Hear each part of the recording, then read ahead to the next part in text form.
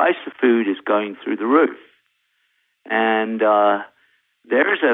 unless we make some very drastic changes in the way that we do agriculture, there is not going to be enough food around even in 20 years.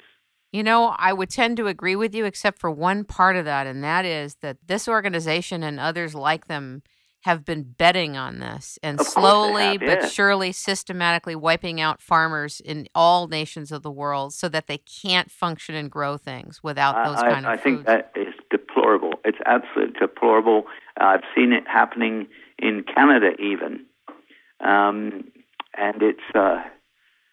I don't know how you go about stopping it. We only eat organic, my family and I, but we're fortunate. I did a piece with Jeffrey Smith, who's a worldwide educator in the area of GMO, and it was extremely illuminating to read his books and to find out the level at which this is becoming infrastructure around the world. Oh, yeah. And taking over the infrastructure, really taking over the agribusiness and controlling it literally at a molecular level, no pun intended. Can we talk about NSAIDs, non-steroidal anti-inflammatory drugs? Right, sure. People use 300 million doses a day in the United States, according to figures I have. The things you can buy over the counter now, including ibuprofen and naproxen, which are probably the two strongest over the counter, are dreadful for the body because of their side effects. They're absolutely destructive. And any rheumatologist would be happy to tell you there's the same thing. But there's nothing else. There is no effective treatment for arthritis. So all we can do is symptomatic relief. And that's what people do every single day. And it works. But the major problem is that it destroys the immune response, so that you need your immune response in order to take away the dead tissue that occurs in inflammation and in injury. And if you take non-steroidal anti-inflammatory drugs, they reduce this immune response right down. That's why you don't get so much pain or swelling or inflammation. But in doing so, the dead tissue stays where it is. And then the new live tissue grows around it, deformed, and with holes in it. So gradually, over a period of years, you get deformed muscles, tendon, ligaments, joints, cartilage, and it's irreversible. And any rheumatologist has to face this on a daily basis. And that's why they always try to keep the amount, the dosage, as low as possible, compatible with the person being able to move around. I know people who live on ibuprofen. Yes. I've seen some of the results over many, many years of athletes who routinely use non-steroidal anti-inflammatories to improve their performance because it cuts down pain. You know what would be very interesting? There's a gentleman named Clint Ober who came up with something called earthing. And he had been working with athletes around the world to reground them to their electrical bodies by being barefoot and by using certain types of products when they're in the Tour de France, for example. Mm-hmm. And they found that it reduced inflammation of their bodies a lot. It would be interesting to have you both on the show at one point. Very, very interesting. Because I have a system that I'm just writing a book about now called the Anti-Inflammatory Athlete. Because if you can get rid of inflammation, you've got it made. This is huge. This is really, really huge. And it's something that's available. But what they found over time is that as people disconnected their electrical bodies by being in shoes, by being on asphalt, by being away from actually getting the groundedness from the earth. And when I first heard this, I thought, oh, this is metaphysical mumbo jumbo. But then I read the book. Wow.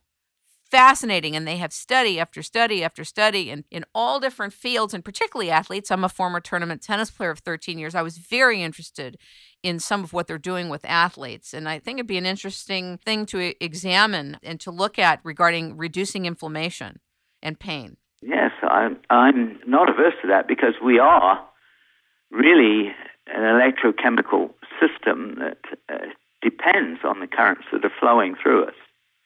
But my very limited knowledge of it is that it's very difficult to control. But I like the idea because it's simply taking us back to what we used to be when we evolved, feet on the earth. And the fact that it's accessible to us and there's a way to know if you're actually getting grounded or not, there's a way to actually verify yes or no, is that happening? I like that. I love the evidence-based stuff. Yes. Oh, the electrical fields in your body change dramatically if you stand barefoot on the ground. I used to do a demonstration of this when I taught in medical school with the students at second year, showing them the change in electrical fields if you ground yourself. Well, let's get grounded. I want to talk about two more things. One is you are a big proponent of potassium. I had a potassium awakening reading your book. Oh, good. And did we get it wrong about potassium? I think most of us believe we have to have more magnesium. Can you explain this? You only have to look at food. Even a fresh spring salmon right out of the sea is still 6 times potassium to 1 part sodium. But we have reversed that, and we now add 80% of all salt in food is added to it. So that gives you an idea. And we have a cellular structure. Our cellular structure is such that inside the cell, there's 30 times more potassium than outside, and the cell tries to keep it that way. Now, if you continually eat foods that are higher in sodium than potassium, which is the case with modern processed food, then you change that balance and the cell doesn't work very well. See, I thought that was really, really critical to hear. Yes. Really, really critical to hear. And I also thought it was neat to hear about avocados, for example, have so much potassium in them. I didn't think of it that way. Yes, I did that little potassium list. Yeah, that's great. That was great. You said bread was never the staff of life. Right. People are not going to believe that. Explain it. Of course they're not, because for hundreds of years now, they've been taught that bread is the staff of life. But in fact, there was no bread when we were evolving. None whatsoever. And people say, oh, yes, but there were grains. The grains that have existed when we were evolving were virtually inedible. They were small, bitter things. All of the grains that we have now have been developed for agriculture. So we didn't have built into our DNA anything about bread or cereals. But bread and cereals, the bread and cereal producers have been very smart and have managed to keep their lobbying up so that bread and cereals are right up to the 1990s were the basis of the USDA food pyramid. You ate 6 to 11 servings a day. Oh. You say on page 31 of Nutrition for Champions, the 100-Year Diet, under buns in the oven, you said cultivation, harvesting, and cooking of grains did not begin until about 10,000 years ago in what is now Turkey. That's correct, yes. Rough bread became easy to make.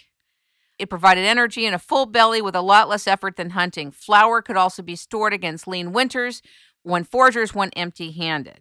Right. And then you talk about this evolution. Yes. So it's not this natural thing that is the staff of life. No, not at all. In fact, it was only called the staff of life about 2,500 years ago.